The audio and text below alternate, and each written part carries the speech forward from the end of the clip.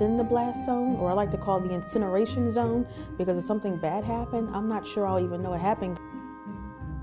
I would literally be incinerated, just completely gone. You wouldn't even know who was home, who wasn't home. A crude oil train is carrying unrefined crude oil. The tanker cars that are used to ship crude oil aren't safe for a flammable liquid that volatile. The cars puncture very easily if there's any kind of impact, if the train hits a car, if it derails because of a flaw in the rail line. And when it derails and punctures, all of that flying metal and all of those sparks sets the crude oil on fire and it explodes. The train cars that carry crude oil are often called Pepsi cans on wheels for just how easily they puncture.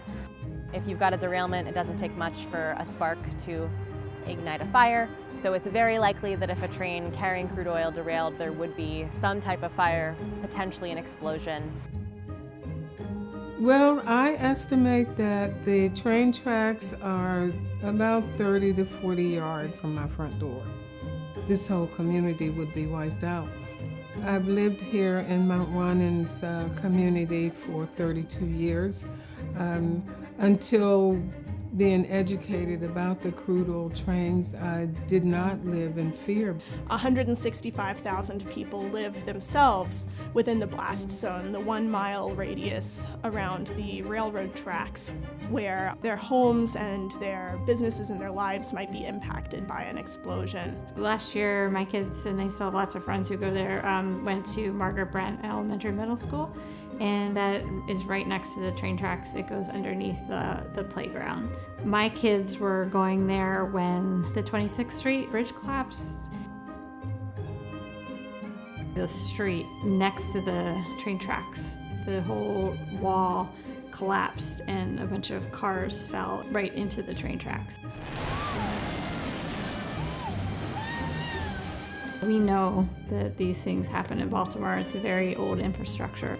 Trains carrying crude oil should not be traveling through densely populated areas like this. There's just almost no scenario where a train carrying crude oil could derail and not cause some type of damage in this city. Just last year in June, a train car derailed 4 blocks from where we're standing at my office right now. So this whole area was effectively shut down for almost 2 weeks, and that was for a train car that wasn't even carrying crude oil. So we can imagine what would happen if a train car carrying crude oil did derail, the types of shutdowns that would have to occur, the types of evacuations. I'm totally scared, and I'm really scared that the city don't have a plan in place. Is our fire department prepared? Is shock trauma prepared? Is Hopkins burn unit prepared? Can you handle this kind of thing? We already have a pollution issue here, and just the thought of a train derailing and exploding and all those toxics coming in the air, it's unbelievable. I can't even imagine the health problems that will be posed on the people that are here.